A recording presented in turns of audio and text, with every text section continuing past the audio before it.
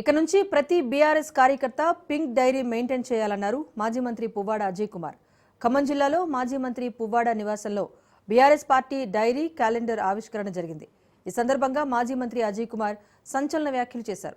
ఇప్పటి నుంచి ప్రతి బీఆర్ఎస్ కార్యకర్త పింక్ డైరీ మెయింటైన్ చేయాలని అంటున్నారు.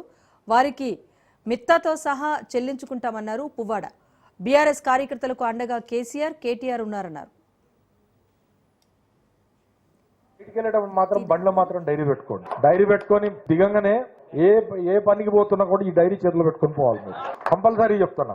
ఎక్కువ తక్కువ ఏమన్నా ఉంటే పెన్ను పెట్టి రాస్తున్నట్టు కూడా చేయండి. ఓకే, ఎందుకు కారణం ఏంటంటే ఫస్ట్ 1 year రెచ్చిపోయారు. ఒరే ఆపెట్టోడే కానట్టు లేదు, ఇక అయిపోయింది అన్నట్టుగా, ప్రపంచం మరలబడిపోయింది, తిరగబడిపోయింది అన్నట్లుగా మనల్ని, మన కార్యకర్తల్ని ఎంత ఇబ్బంది పెట్టారు. సాక్షాత్తు నాగరాజు లాంటి వాళ్ళని జైల్లో పెట్టి, లేకపోతే మన పట్టణ పార్టీ అధ్యక్షుడు ఆయనని జైల్లో పెట్టి, మన దేవభక్తిని కిషోర్ జైల్లో పెట్టారు. అట్లా అనేక మంది కార్యకర్తల్ని, నాయకుల్ని హింసించారు. కర్ణాటక కృష్ణన్న మీద అక్రమ అరెస్టు పెడితే అప్పటికప్పుడు 200 మంది 1 town లో పోగైతే దెబ్బకి కేసు వెనక్కి తీసుకున్నారు. ఇక ఇప్పుడు మన వంతు వచ్చింది.